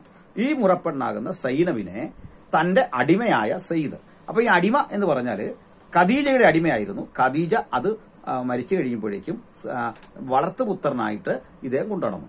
അതൊക്കെ നല്ല കാര്യം. ഈ വളർത്തുപുത്രനെ പോലെ കൊണ്ടുവന്ന സ്വീകരിച്ച മകൻ ഈ പയ്യനെ കൊണ്ട് ഈ സൈനവിനെ വിവാഹം കഴിപ്പിക്കുകയാണ്. അപ്പോൾ ഈ സൈനവിനെ വിവാഹം കഴിക്കുമ്പോൾ അതിനകത്ത് ഇച്ചിരി അലോസരങ്ങളൊക്കെ ഉണ്ട്. പക്ഷെ അപ്പോൾ പറഞ്ഞു, ഒരു കാര്യം അള്ളാഹു അവന്റെ പ്രവാചകനും തീരുമാനിച്ചു കഴിഞ്ഞാൽ അത് തീരുമാനിച്ചാൽ, അതുകൊണ്ട് സൈദയെ നീ കെട്ടിയേ പറ്റൂ, സൈനവെ നീ ഇദ്ദേഹത്തെ വിവാഹം കഴിച്ചേ പറ്റൂ. അപ്പോൾ കാരണം അള്ളാഹുവിന്റെ റസൂലും തീരുമാനിച്ചു പോയല്ലോ. അപ്പോൾ അള്ളാഹുവിന്റെയും റസൂലിന്റെയും തീരുമാനം അനുസരിച്ച് അവർ കല്യാണം കഴിക്കുന്നു. കല്യാണം കഴിച്ചു കഴിഞ്ഞപ്പോഴേക്കും കുറെ കഴിഞ്ഞ് ഈ മുഹമ്മദ് ഇവരുടെ വീട്ടിലേക്ക് മറ്റോ വരികയും ചെയ്തപ്പോഴേക്ക് ഈ സൈനവിനെ കണ്ടപ്പോൾ മുഹമ്മദിനൊരാഗ്രഹം ഇവരെ സ്വന്തമാക്കണം. ഒരാഗ്രഹം. അതിന് ആലങ്കാരികമായിട്ട് ഒത്തിരി പേരുമൊക്കെ പറയുന്നുണ്ട്. നിങ്ങൾ അതിന് എന്തോ പേര് പറഞ്ഞാലും അയാളുടെ ഭാര്യയെ സ്വന്തമാക്കണമെന്ന് തോന്നി, അത്രേ ഉള്ളൂ. ഏതായാലും അവരുടെ ആ വിവാഹബന്ധം മൊഴിയൊല്ലലിൽ കലാശിച്ചു കഴിഞ്ഞത്തേക്ക് മുഹമ്മദിനൊരു വലിയ പ്രയാസം. ഇവരെ എങ്ങനെയാണ് വിവാഹം കഴിക്കണോ വേണ്ടയോ, തനിക്ക് തോന്നിയ ആസക്തി കൊണ്ട് കെട്ടാനിരിക്കാനും പറ്റുന്നില്ല. ആളുകൾ എന്ത് പറയുന്നൊരു വിഷമം. അപ്പോഴേക്കും പരമകാരുണ്യവാനായ അള്ളാഹു ഒട്ടും വിട്ടില്ല. ആ സമയം നോക്കി ഒരായത്തങ്ങിറക്കി. ആ ആയത്താണ് നമ്മളിപ്പോൾ വായിക്കുന്ന 33. ഖുർആൻ 33-ന്റെ ഇങ്ങോട്ട് പരിശോധിച്ച് വരുമ്പോൾ പറയും, നബിയെ നിനക്ക് ഈ തോന്നിയ തോന്നൽ കൊണ്ട് പ്രയാസമൊന്നും ഉണ്ടാകണ്ട, അള്ളാഹു പൊറുക്കുന്നവനും നീതിമാനുമാകുന്നു. ചുരുക്കി പറഞ്ഞാൽ ആ പെൺകുട്ടിയെ വിവാഹം കഴിച്ചു. വിവാഹം കഴിച്ചിട്ട് അള്ളാഹു നേരിട്ട് കല്യാണം കഴിപ്പിച്ചു എന്നാണ് പറയുന്നത്, സൈനബ് അവകാശപ്പെടുന്നത്. ചുരുക്കി പറഞ്ഞാല് അന്നു മുതൽ ഒരു പുതു വ്യവസ്ഥ കൂടി വന്നു. വളർത്തുപുത്രന്മാരെ സ്വന്തം പുത്രന്മാരായി കരുതുന്നൊരു പ്രവണത, അതേക്കുറിച്ച് അവർ പറയുന്നത് മോശം പ്രവണത. ആലോചിച്ച് അന്ന് മുതൽ വളർത്തുപുത്രന്മാർക്ക് സ്വന്തം മക്കളെന്നുള്ള പരിഗണന വേണ്ട എന്ന് പറഞ്ഞുകൊണ്ട് പുതിയ സിദ്ധാന്തം അവതരിപ്പിച്ചു എന്നൊക്കെ പറഞ്ഞ് നല്ല കാവ്യാത്മകമായിട്ട് അക്ബർ സാഹിബ് ഒരു മൈക്രോഫോൺ ഇങ്ങനെ പിടിച്ചിട്ട് അതിന്റെ രണ്ടു വശത്തേക്ക് ഇങ്ങനെ ആടി നിന്ന് സംസാരിക്കുന്ന ചേതോഹരങ്ങളായ കാഴ്ച നമ്മൾ കണ്ടിട്ടുണ്ട്. ഞങ്ങൾ ക്രൈസ്തവർ തീർച്ചയായും ധാർമ്മികതയുമായി ബന്ധപ്പെട്ട ഇത്തരം പ്രശ്നങ്ങൾ ഉന്നയിക്കുമോ എന്നൊരു ഭയം. 1. 2. 6 വയസ്സുള്ള ആമിനയോട് തോന്നിയ മനസ്സിലായല്ലോ. 6 വയസ്സുള്ള ഒരു പെൺകുട്ടിയെ 54കാരൻ വിവാഹം കഴിക്കുന്ന വിധി വൈപരീത്യം. അതിനുശേഷം അവളോട് 9ാം വയസ്സിൽ ലൈംഗിക വീഴ്ച നടത്തുന്ന അധമമായ പ്രവൃത്തി. ഞങ്ങൾ ക്രൈസ്തവരോട് സംവാദത്തിന് വന്നാൽ നിങ്ങൾക്ക് ഊരിപ്പോകാൻ സാധിക്കില്ല എന്ന് മറ്റാരേക്കാളും തന്ത്രശാലിയായ എം അക്ബർക്കറിയാം. അതുകൊണ്ട് തന്നെ അദ്ദേഹം അതിൽ നിന്ന് മാറി. ഇതിനിടക്ക് മുഹമ്മദ് ഈസ ഉണ്ടല്ലോ, അദ്ദേഹത്തിന് ഈ കാര്യങ്ങളൊക്കെ വരുമ്പോഴേക്ക് വലിയ സങ്കടമാണ്. ചുരുക്കി പറഞ്ഞാൽ ഇവർക്കെല്ലാം ഇഷ്ടം ഏകപക്ഷീയമായി എന്തെങ്കിലും പറഞ്ഞുകൊണ്ടിരിക്കുക, എന്തെങ്കിലുമൊക്കെ പറഞ്ഞുകൊണ്ടിരിക്കുക. സംവാദവേദിയിൽ നേരെ നിൽക്കാൻ ത്രാണിയില്ല.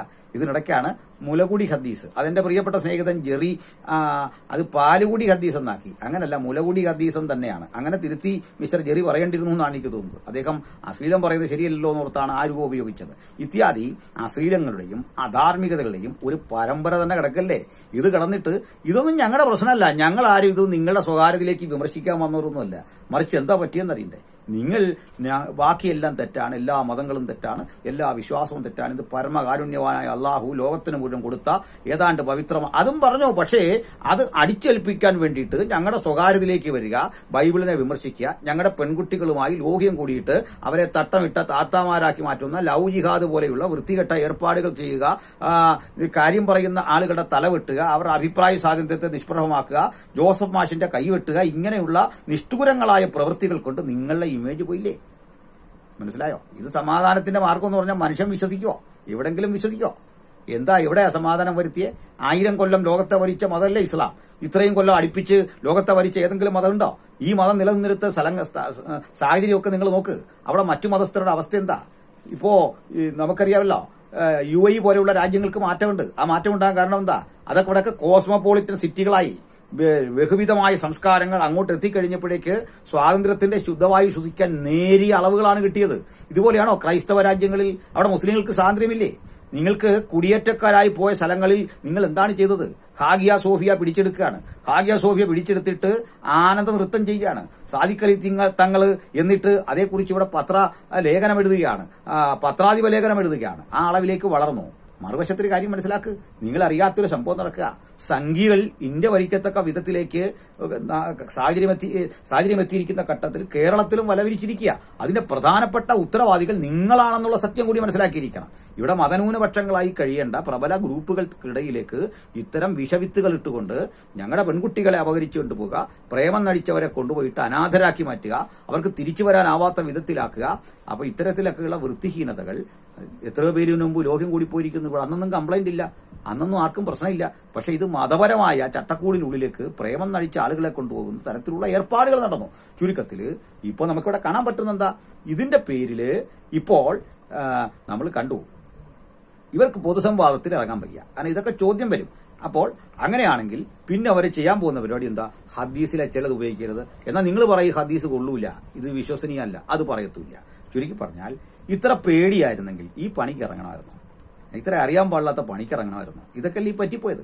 അപ്പോൾ ഇങ്ങനെ ഒത്തിരി കാര്യങ്ങൾ കാണാം. പ്രിയപ്പെട്ട സുഹൃത്തെ, നിങ്ങളുടെ വിശ്വാസം ശ്രേഷ്ഠമെന്ന് പറയാനും അതിനെ പ്രചരിപ്പിക്കാനും ഒക്കെ ഉള്ള സ്വാതന്ത്ര്യത്തെ ആരും തെറ്റായി പറയുന്നില്ല. അത് ഡയലോഗുകൾ എന്ന നിലയിൽ മറ്റുള്ളവരോട് പറയുന്നതും തെറ്റല്ല. പക്ഷെ തിരിച്ച് അത് കേൾക്കാനുള്ള മനസ്സ് കാണിക്കണ്ടേ? അത് വേണ്ടേ? ചുരുക്കത്തിൽ നിങ്ങൾ ഇത്ര നാളും ചെയ്തത് അന്യമതസ്ഥരെ വിമർശിക്കാൻ വേണ്ട സംഗതികൾ പഠിച്ചു വെച്ചു. നല്ല അറ്റാക്ക്. പക്ഷെ ഡിഫെൻഡ് ചെയ്യാൻ ശേഷിയില്ല. നിങ്ങളുടെ കയ്യിൽ പരിചയമില്ല, വാളുണ്ടായിരുന്നു. ആ വാൾ കൊണ്ട് വെട്ടി പോയപ്പോൾ പരിചയമുള്ളവൻ അത് തടുത്തിട്ട് അവൻ വാൾ ഊരിക്കഴിഞ്ഞപ്പോൾ നിങ്ങൾ ഓടി. ഈ ഓട്ടമാണ്, അല്ലാതെ തന്റെ ഇടയില്ല, നിവരാതിരിക്കാൻ തന്റെ ഇടമില്ല. ഞാനിതാ വീണ്ടും വെല്ലുവിളിക്കുന്നു. നിങ്ങൾക്ക് MM അക്ബർക്ക് ധൈര്യമുണ്ടെങ്കിൽ, MM അക്ബർക്ക് ഉള്ളടക്കമുണ്ടെങ്കിൽ, അദ്ദേഹം പ്രസംഗിക്കുന്ന ഖുറാന്റെ ഉള്ളിൽ ഉള്ളടക്കമുണ്ടെന്ന് തോന്നുന്നെങ്കിൽ, അദ്ദേഹം പറയുന്ന ആശയഗതികളിൽ എന്തെങ്കിലും ആത്മാർത്ഥതയുണ്ടെന്ന് അദ്ദേഹത്തിന് തോന്നുന്നെങ്കിൽ, അദ്ദേഹത്തിന്റെ വിശ്വാസം ശ്രേഷ്ഠമാണെന്ന് സ്ഥാപിക്കാൻ അദ്ദേഹത്തിന്റെ പക്കൽ അരക്കഴഞ്ച് എന്തെങ്കിലും ആശയമുണ്ടെങ്കിൽ സംവാദവേദിയിലേക്ക് വരട്ടെ. ധൈര്യമുണ്ടെങ്കിൽ വരട്ടെ. ഒന്നുകൂടി പറയാം, അദ്ദേഹം പറയുന്ന ഇടത്ത് ഞങ്ങൾ മറ്റാരും പറയുന്ന പോലെ അല്ല പറയുന്നത്. പ്രിയപ്പെട്ടവരെ, ഉദാത്തവും മനോഹരവുമായ ഒരു ജീവിത വ്യവസ്ഥ ഖുറാൻ മുമ്പോട്ട് വെക്കുന്നു എന്ന് സ്ഥിരീകരിച്ച് സ്ഥാപിച്ചെടുക്കാൻ, കാലോചിതമായ ഒരു ജീവിത വ്യവസ്ഥ ഖുറാൻ പഠിപ്പിക്കുന്നു എന്ന് സ്ഥാപിച്ചെടുക്കാൻ സാധിച്ചാൽ, അല്ല ഖുറാൻ ബൈബിൾ സംബന്ധിയായ ആശയങ്ങൾക്കോ ചർച്ചകൾക്കോ താരതമ്യങ്ങൾക്കോ ഒരു വേദി ഉളവാക്കിക്കൊണ്ട് നിങ്ങൾക്ക് ശ്രേഷ്ഠകരമായ മെച്ചപ്പെട്ട ഒന്നുണ്ട് എന്ന് ബോധ്യപ്പെടുത്താൻ സാധിച്ചാൽ തീർച്ചയായിട്ടും ഞങ്ങൾ ഇസ്ലാം സ്വീകരിക്കും. ഇത് ഞാൻ മാത്രം പറയുന്നല്ല. ഇന്നിപ്പോ കണ്ടില്ലേ, ധാരാളം സുഹൃത്തുക്കൾ ക്രൈസ്തവ സുഹൃത്തുക്കൾ പ്രതിരോധത്തിൽ ഇറങ്ങിയിട്ടുണ്ട്, നിങ്ങളെ ചലഞ്ച് ചെയ്യുന്നുണ്ട്. കണ്ട ഭാവം നടിക്കില്ല അക്ബർ, അതൊരടവാണ്. അതിന്റെ കാരണം ഇതൊന്നും അദ്ദേഹം കാണുന്നില്ല. കഴിഞ്ഞ ദിവസം പറഞ്ഞ കോവിഡിന്റെ ബോധവൽക്കരണത്തിൽ അദ്ദേഹം പോവാ, അതുകൊണ്ട് സമയം കിട്ടുന്നില്ല. കോവിഡിന്റെ ബോധവൽക്കരണം വേറെ എന്തൊക്കെയോ അദ്ദേഹം ചെയ്യുന്നു. അദ്ദേഹം ചെയ്യുന്ന ഒരു പരിപാടി കാണിച്ചു തരാം. അദ്ദേഹം ചെയ്യുന്ന ഒരു പരിപാടിയുടെ ക്ലിപ്പ് ഞാൻ നിങ്ങളെ ഇപ്പൊ ബോധ്യപ്പെടുത്തി തരാം. ഇത് നിങ്ങൾ വളരെ ശ്രദ്ധിച്ച് കേൾക്കണം. അല്ല, ഇതിപ്പോ 2ാം ക്ലാസ്സിലെ കുട്ടികൾ പഠിപ്പിക്കുന്ന പുസ്തകമാണ്. നിങ്ങളുടെ സുഹൃത്ത് മുസ്ലിം ആകാൻ തീരുമാനിച്ചാൽ നിങ്ങൾ നൽകുന്ന ഉപദേശം എന്ത്? 1, ഉടൻ അഹമ്മദ് അല്ല അല്ലെങ്കിൽ സാറ എന്ന് പേര് മാറ്റുക, കഴുത്തിലിട്ടിരിക്കുന്ന കുരിശ് നീക്കാൻ പറയുക, ഷഹാദ പഠിക്കാൻ പറയുക, അമുസ്ലിം മാതാപിതാക്കളിൽ നിന്ന് രക്ഷപ്പെടാൻ പറയുക, 5 ഹലാൽ ചിക്കൻ കഴിക്കാൻ പറയുക. ഇതിൽ ഏതെങ്കിലും ഒന്ന് തിരഞ്ഞെടുക്കാനല്ല, മറിച്ച് ഇത് ഓർഡറിലാക്കുക, ഇത് ക്രമപ്പെടുത്തുക എന്നാണ് കുട്ടികളോട് ആക്ടിവിറ്റി എന്നുള്ള നിലയിൽ നിർദ്ദേശിക്കുന്നത്. ആദ്യം പറയുന്നത് ചൂസ് ചെയ്യാനാണ്. യഥാർത്ഥത്തിൽ ആ ആക്ടിവിറ്റി എന്നുള്ള രൂപത്തിൽ നിർദ്ദേശിക്കുന്നതിന് അവരുടെ തന്നെ ടീച്ചേഴ്സ് മാനുവൽ വളരെ കൃത്യമായി പറഞ്ഞിട്ടുണ്ട് ഇത് എങ്ങനെയാണ് പഠിപ്പിക്കേണ്ടത്. ഇതാ പാഠപുസ്തകം പറയുന്നു, put the above advice in correct order and explain the reason to the class. അതെ, അതില് അവർക്ക് ഞാനതാണല്ലോ പറഞ്ഞ ഇൻഅപ്രോപ്രിയേറ്റ് ആണ്. അല്ല, ഇൻഅപ്രോപ്രിയേറ്റ് മാത്രമല്ല, ഇത് 8 വയസ്സുള്ള ഒരു കുട്ടിയെ പഠിപ്പിക്കുകയാണ്. നിങ്ങളുടെ ഒരു സുഹൃത്ത് 8 വയസ്സുള്ള ഒരു കുട്ടിക്ക് എങ്ങനെയാണ് മതം മാറാൻ തോന്നുന്നത് എന്നുള്ളത് ആദ്യത്തെ വിഷയം പോകട്ടെ. ഇനി അങ്ങനെ ഒരു കുട്ടിക്ക് ആഗ്രഹം തോന്നിയാൽ വേറൊരു കുട്ടി കൊടുക്കേണ്ട ഉപദേശങ്ങളിൽ ഈ ഏത് ഉപദേശമാണ് ശരി? അതാണ് പറഞ്ഞത്. അതിന് ഷഹാദ പഠിപ്പിക്കാൻ വേണ്ടി ഇവരിട്ട ഒരു ആക്ടിവിറ്റിയാണ്.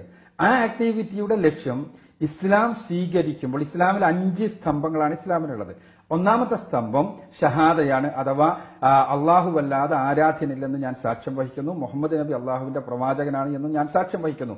ഇത് മനസ്സിൽ ഉറപ്പിച്ച് നാവുകൊണ്ട് പറയണം എന്നാണ്. അല്ല, ഇത് 2ാം ക്ലാസ്സിൽ പഠിക്കേണ്ട കാര്യമാണോ? മദ്രസയിൽ ഞങ്ങൾ 1ാം ക്ലാസ് മുതലേ പഠിക്കുന്നതാണ്. മദ്രസയിൽ മതം മാറ്റമാണോ പഠിപ്പിക്കുന്നത്? അല്ല, മദ്രസയിൽ ഒരാള് ഒരു മതം മാറ്റം പഠിപ്പിക്കല്ലോ. മതം മാറ്റത്തെ കുറിച്ചാണ്. അല്ല, ഒരു കുട്ടി മതം മാറാൻ ആഗ്രഹിച്ചാൽ വേറൊരു കുട്ടി എന്ത് ഉപദേശം കൊടുക്കും എന്നുള്ളതാണ് ഇതിലെ കോണ്ടെക്സ്റ്റ്. അതെ, മതം മാറുക എന്ന് പറയുമ്പോൾ ഒരാൾ മുസ്ലിം ആണെങ്കിൽ നമസ്കരിക്കണം എന്നില്ലേ? ഒരാൾ മുസ്ലിം ആകാൻ എന്ത് ചെയ്യണം എന്ന് സ്വാഭാവികമായിട്ടും അറിയണ്ടേ? അത് 1ാം ക്ലാസ്സിലെയും 2ാം ക്ലാസ്സിലെയും കുട്ടികൾ മുസ്ലിം, ഹിന്ദു, ക്രിസ്ത്യൻ എന്നൊക്കെ ചിന്തിക്കുകയും ഒരാൾ മുസ്ലിം ആകണോ വേണ്ടയോ എന്നൊക്കെ തീരുമാനിക്കേണ്ട പ്രായം അതാണോ? അല്ല, തീർച്ചയായും ഉണ്ടാവില്ലല്ലോ. ഇപ്പൊ നമ്മൾ മനസ്സിലാക്കേണ്ട ഒരു സംഗതി, 2ാം ക്ലാസ്സിൽ ഒരു കുട്ടിയെ ഈ രൂപത്തിൽ മതം മാറ്റം ഒരു സുഹൃത്ത് മതം മാറാൻ ആവശ്യപ്പെട്ടാൽ എന്ന് രൂപത്തിൽ പഠിപ്പിക്കേണ്ട യാതൊരു കാര്യമില്ല. 2ാം ക്ലാസ്സിൽ മതം മാറ്റം പഠിപ്പിക്കുന്നത് അതുകൊണ്ടാണ് പറഞ്ഞത് ഇത് ഇൻഅപ്രോപ്രിയേറ്റ് ആണ്. ഇൻഅപ്രോപ്രിയേറ്റ് ആണെന്ന് പറഞ്ഞാൽ അതിന്റെ അർത്ഥം വർഗീയത ഉണ്ടാക്കുന്നു എന്നല്ല. അല്ല, വർഗീയത ഞാൻ പറയാം. ഇതാ അതിൽ പറഞ്ഞിരിക്കുന്ന, അതായത് കറക്റ്റ് ഓർഡറിൽ നിങ്ങൾ കറക്റ്റ് ഓർഡറിൽ വെക്കുക എന്നുള്ള നിർദ്ദേശങ്ങളിൽ ഒന്ന് കഴുത്തിലെ കുരിശ് നീക്കുക, വേറൊന്ന് അമുസ്ലിം മാതാപിതാക്കളിൽ നിന്ന് ഓടി രക്ഷപ്പെടുക. ഇതൊക്കെ എന്ത് തരത്തിലുള്ള ഉപദേശം? അതാണ് പറഞ്ഞത്. അത് അവരുടെ, ഞാൻ പറഞ്ഞല്ലോ, ഇൻഅപ്രോപ്രിയേറ്റ് ആണ്, ശരിയല്ല. അതുകൊണ്ട് തന്നെ നമ്മൾ അത് പഠിപ്പിച്ചിട്ടില്ല. പക്ഷേ ഞാൻ പഠിപ്പിച്ചിട്ടില്ല എന്നെങ്ങനെ പറയും? ഞാൻ പറയുന്നത് പഠിപ്പിച്ചിട്ടില്ല എന്നുള്ളത് ഞങ്ങളുടെ സ്കൂളിലെ റെക്കോർഡ്സ് ഒക്കെ ഞങ്ങൾക്ക് എല്ലാവർക്കും പരിശോധിച്ചാൽ. അത് പിന്നെ ഇതിനാണ് അങ്ങനെ ഒരു പാഠപുസ്തകം? ഞങ്ങളല്ലല്ലോ, ഈ പാഠപുസ്തകം തെരഞ്ഞെടുത്ത പുസ്തകമാണ്, ഓൾറെഡി മാർക്കറ്റിലുള്ള ഒരു പുസ്തകം. ആ പുസ്തകം ഞങ്ങൾ സെലക്ട് ചെയ്യും. അങ്ങനെയാണെങ്കിൽ മാർക്കറ്റിൽ എന്തൊക്കെ പുസ്തകങ്ങൾ കാണും, അതൊക്കെ ഒരു സ്കൂളിലേക്ക് സെലക്ട് ചെയ്യാം. അങ്ങനെയല്ല, ഇസ്ലാമിക് സ്റ്റഡീസിൽ അതില് കുഴപ്പമില്ല എന്ന് തോന്നിയ ഒരു പുസ്തകം തീർച്ചയായും ഇപ്പോ CBSE പുറത്തിറക്കിയ CBSE പുറത്തിറക്കിയതല്ല, അല്ല, CBSEയുടെ നിർദ്ദേശപ്രകാരം അല്ലെങ്കിൽ CBSEന്റെ കരിക്കുലം അനുസരിച്ച് തന്നെ പുറത്തിറക്കുന്ന മറ്റു പുസ്തകങ്ങളിൽ ഇതേപോലെയുള്ള ഇത് ഇങ്ങനെയല്ല മറ്റു രൂപങ്ങളിലുള്ള അബദ്ധങ്ങൾ ഉണ്ടാകാറുണ്ട്. ഈ അബദ്ധങ്ങൾ ഒഴിവാക്കി വെച്ചിട്ട് തന്നെയാണ് എല്ലാവരും പഠിപ്പിക്കുക. അതല്ലെങ്കിൽ NCERT തന്നെ പുറത്തിറക്കുന്ന പുസ്തകങ്ങളിൽ, ഇപ്പൊ കേരള ഗവൺമെന്റ് പുറത്തിറക്കിയ പുസ്തകങ്ങൾ, മുമ്പ് ഉള്ള പുസ്തകങ്ങളിൽ, ആ പുസ്തകങ്ങളിൽ കേരള ഗവൺമെന്റിന് പാഠഭാഗം പിൻവലിക്കേണ്ടി വന്നിട്ടില്ലേ? അല്ല, ഇത് വിവാദമല്ലല്ലോ. അതൊക്കെ രാഷ്ട്രീയ കാരണങ്ങളാണ്. രാഷ്ട്രീയം മാത്രമല്ല, അത് പിൻവലിക്കേണ്ടി വന്നിട്ട് അത് സെയിം ആയിട്ടുള്ള സമാനമായിട്ടുള്ള ഒരു കോണ്ടെക്സ്റ്റ് അല്ലല്ലോ. ഇവിടെ മതവിദ്വേഷം ഉണ്ടാക്കുന്നു. ഒരു 2ാം ക്ലാസ്സിൽ പഠിക്കുന്ന 8 വയസ്സുള്ള കുട്ടിയോട്, നിന്റെ അടുത്ത സുഹൃത്തിനോട് അല്ലെങ്കിൽ മറ്റൊരു മതവിശ്വാസിയായ ആളുടെ പേര് മാറ്റാൻ, അവന്റെ അമുസ്ലിമായ മാതാപിതാക്കളിൽ നിന്ന് ഓടി രക്ഷപ്പെടാൻ, കഴുത്തിലെ കുരിശ് നീക്കാനൊക്കെ ആവശ്യപ്പെടുന്നത് ഇല്ലല്ലോ. ഉണ്ടല്ലോ. ഇതില് അത് ആവശ്യപ്പെടുന്നു എന്നുള്ള നിങ്ങളുടെ വ്യാഖ്യാനല്ലേ? ശരിയായ ഓർഡറിൽ എഴുതുക. ഇതൊന്നുമല്ല ചെയ്യേണ്ടത്. ഇതൊന്നുമല്ല ചെയ്യേണ്ടെന്നൊരു ഓപ്ഷൻ അതിലില്ലല്ലോ. ഉണ്ടല്ലോ. എവിടെ? അതാണല്ലോ ടീച്ചേഴ്സ് മാനുവലുള്ളത്.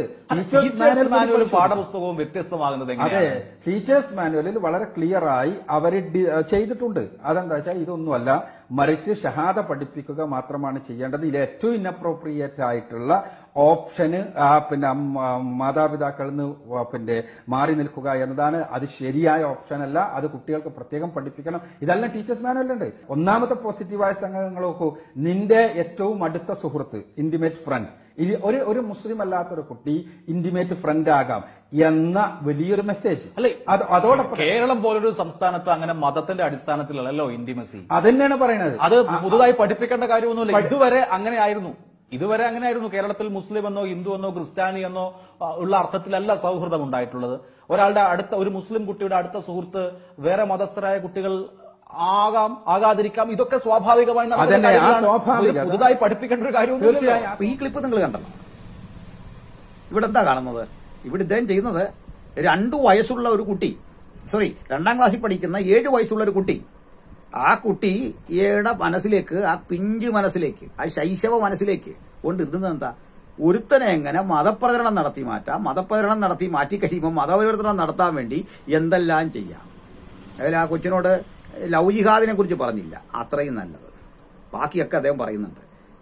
എന്നിട്ട് അത് ഓർഡറിലാക്കാൻ കൊടുത്തിരിക്കുക ക്വസ്റ്റ്യൻ. നിങ്ങൾ കണ്ടില്ല, ആ അഭിലാഷ് എന്ന് പറയുന്ന മാധ്യമപ്രവർത്തകന്റെ മുമ്പിലിരുന്ന് അക്ബർ ഞെരുങ്ങുകയാണ്, ഉത്തരമില്ലാതെ വിഷമിക്കുകയാണ്. ഇതിന് തത്തുല്യമായ ഒരളവിൽ കണ്ടത് ഇന്നലെ കഴിഞ്ഞ ദിവസം മിസ്റ്റർ ജബ്ബാർ മാഷിന്റെ മുമ്പിലാണ്. അദ്ദേഹം എന്ന് വെക്കുന്ന ഒരു 8-10 ഞാൻ ക്ലിപ്പ് ചെയ്ത് ഇവിടെ വെച്ചിട്ടുണ്ട്. ആവശ്യമുള്ള ഘട്ടത്തിൽ കാണിക്കുക. ഉത്തരവില്ലാതെ കിടന്ന് വിഷമിക്കുകയാണ്. അപ്പൊ പൊന്നു അക്ബർ സാഹിബേ, ഇത് നിങ്ങളുടെ ഈ വിശ്വാസത്തിനകത്ത് ശ്രേഷ്ഠമായ കാര്യമുണ്ട്, നിങ്ങൾ പാടി നടന്നോ, പ്രചരിപ്പിച്ചു. പക്ഷേ അന്യ ഇടങ്ങളിലേക്ക് അത് വിളമ്പാൻ വന്നാൽ തക്കതായ മറുപടി കിട്ടുമെന്ന് ജബ്ബാർ മാഷ് തെളിയിച്ചു, ഒരിക്കൽ കൂടി തെളിയിച്ചു. അത് മനസ്സിലാകാത്ത ആരെങ്കിലും ഉണ്ടെങ്കിൽ അന്ധമായി നിങ്ങളെ വിശ്വസിച്ചു പോകുന്ന മദ്രസ സാഹിത്യം മാത്രം പഠിച്ച ആളുകൾക്കല്ലാതെ മറ്റാർക്കും നിങ്ങളെ പ്രോത്സാഹിപ്പിക്കാൻ തോന്നില്ല. ഞാൻ ക്ലിപ്പിട്ടല്ലോ, നിങ്ങളുടെ ആളുകൾ തന്നെ പറയുന്ന ക്ലിപ്പിട്ടല്ലോ. ചുരുക്കത്തില് എന്ത് ധാർമ്മികത, എന്ത് ശ്രേഷ്ഠത. ഇതര മതകൃതികളൊന്നും അതിലൊരു ശ്രേഷ്ഠത ഇല്ലെന്ന് മാത്രമല്ല, ഒന്നുകൂടി മനസ്സിലാക്കിക്കോ. ബുദ്ധനെ എടുക്കുക, നിങ്ങൾ സൗരാഷ്ട്രനെ എടുക്കുക, നിങ്ങൾ ലോകത്തിലുള്ള ആധ്യാത്മിക ആചാര്യന്മാരെ ഒക്കെ തന്നെ എടുക്കുക. അവരിലെല്ലാം വ്യക്തിപരമായ ചില മൂല്യങ്ങൾ കാണാം. അവരൊക്കെ സ്ത്രീജനത്തോട് കാട്ടിയ ഒരു ആദരവ് കാണാം, കുട്ടികളോട് കാട്ടിയ ഒരു ആദരവ് കാണാം. എന്റെ പൊന്നു സുഹൃത്തെ, നിങ്ങളുടെ പ്രവാചകന്റെ എന്ത് ശ്രേഷ്ഠതയാണ് നിങ്ങൾ പറയുന്നത്? അതിന് ചൂടായിട്ടൊന്നും കാര്യമില്ല, അതിന് തലവെട്ടാൻ വന്നിട്ടൊന്നും കാര്യമില്ല. അതിന് പ്രവാചകനെതിരെ ആക്ഷേപിക്കുന്ന പറഞ്ഞിട്ട് കാര്യമില്ല. നിങ്ങളുടെ പുസ്തകത്തിൽ കിതാബിലുള്ള കാര്യമാണ് നമ്മൾ ഈ പറയുന്നത്. അപ്പൊ നിങ്ങൾ എന്ത് ശ്രേഷ്ഠതയാണ് പറയുക? നിങ്ങൾ ഞങ്ങളോട് പറ, എന്താണ് ശ്രേഷ്ഠത? ഇപ്പൊ പുതിയൊരു പരിപാടി നമ്മുടെ മുഹമ്മദീസൊക്കെ തുടങ്ങിയിട്ടുണ്ട്. എന്താ? ഞങ്ങൾ പൗലോസിന്റെ അനുഗാമികളാണ്. യേസ്, ഞാൻ അംഗീകരിക്കുന്നു, ഞാൻ പൗലോസിന്റെ അനുഗാമി. അങ്ങനെ പറഞ്ഞിട്ടുണ്ടല്ലോ.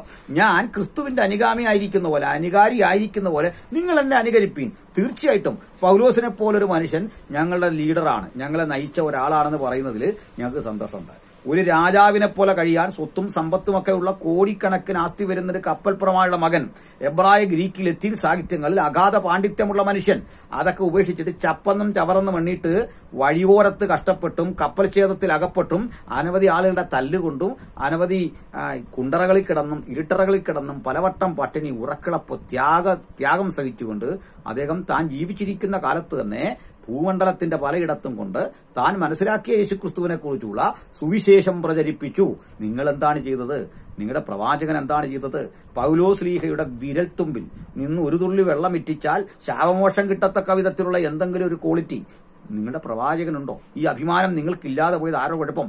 കെട്ടുകഥകളിൽ അഭിരമിക്കുന്ന നബിയുടെ വിയർപ്പിന് സുഗന്ധം ഉണ്ടായിരുന്നെന്നും അദ്ദേഹം മൂത്രമൊഴിച്ചു വെച്ച വസ്തു കുടിച്ചവർക്ക് രോഗസൗഖ്യം കിട്ടുന്നൊക്കെയുള്ള കഥകളും കെട്ടുകഥകളും ഒക്കെ കൊണ്ട് നിബിഡമായ ഇത്തരം ദുരാചാരങ്ങളുടെ, അനാചാരങ്ങളുടെ, ഒരു മനുഷ്യന് ദൈവത്തെക്കാൾ അധികം പ്രസക്തി കൊടുത്തിട്ട് ആ മനുഷ്യന്റെ ഇഷ്ടത്തിന് വേണ്ടി ആയത്തിറക്കി കൊടുക്കുന്ന ഒരു അള്ളാഹു, ഇതൊക്കെ ആരോട് ഏത് കാലത്ത് പറയുക? സുഹൃത്തെ, ഇത് വിവരസാങ്കേതിക വിദ്യയുടെ കാലമാണ്. മനുഷ്യൻ അക്ഷരങ്ങൾ പഠിച്ചും ഗ്രഹിച്ചും മനസ്സിലാക്കിയ പ്രാകൃത കാലത്ത് നിന്ന് മനുഷ്യൻ വല്ലാതെ വളർന്നിരിക്കുന്നു. ശാസ്ത്ര സാങ്കേതിക വിദ്യ വളർന്നിരിക്കുന്നു. ക്രിസ്ത്യാനിറ്റി വളർന്നിടത്തെല്ലാം ശാസ്ത്രം വളർന്നിട്ടുണ്ട്. ക്രിസ്ത്യാനിറ്റി പോയിടത്തെല്ലാം ശാസ്ത്രം ശക്തിപ്പെട്ടിട്ടുണ്ട്. മെഡിക്കൽ കോളേജുകൾ, യൂണിവേഴ്സിറ്റികൾ, മറ്റ് സംവിധാനങ്ങൾ ഒക്കെ ശക്തിപ്പെട്ടിട്ടുണ്ട്.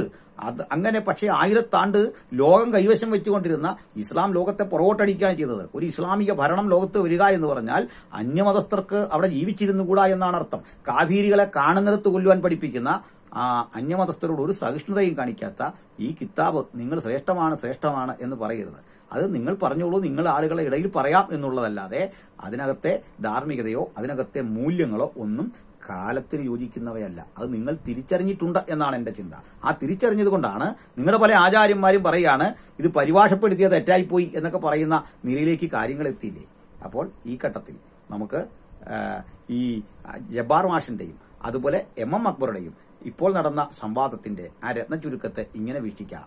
ഈ സമുദ്രത്തിന്റെ അടിത്തട്ടിൽ ഇരുട്ടുണ്ട് എന്ന് പുതുതായി ഖുർആൻ കണ്ടെത്തി എന്ന വാദം വളരെ തെറ്റ്. അങ്ങനൊരു സംഭവമില്ല. 1.5 മിനിറ്റിനുള്ളിൽ ജബ്ബാർ മാഷ് പൊളിച്ചടുക്കിയിട്ടും ഇനിയും അത് ബോധ്യം വരാത്ത ആരെങ്കിലും മദ്രസ ബുദ്ധിജീവികളുണ്ടെങ്കിൽ അവരോട് സഹതപിക്കാനല്ലാതെ മറ്റൊന്നിനും നമുക്ക് കഴിയില്ല. അതുകൊണ്ട് ദയവായി ഇത്തരം സംവാദ കോലാഹലങ്ങൾക്ക് ഇറങ്ങുമ്പോൾ പണി പഠിച്ചിട്ട് പോവുക. പിന്നെ എത്ര പണി പഠിച്ചാലും നിങ്ങളാണെങ്കിൽ രക്ഷപ്പെടാൻ പോകുന്നില്ല. പണ്ടത്തെ ആളുകളെ കബളിപ്പിച്ചതുപോലെ വിവരസാങ്കേതിക വിദ്യയുടെ ഈ കാലഘട്ടത്തിൽ കബളിപ്പിക്കൽ സാധ്യമല്ല.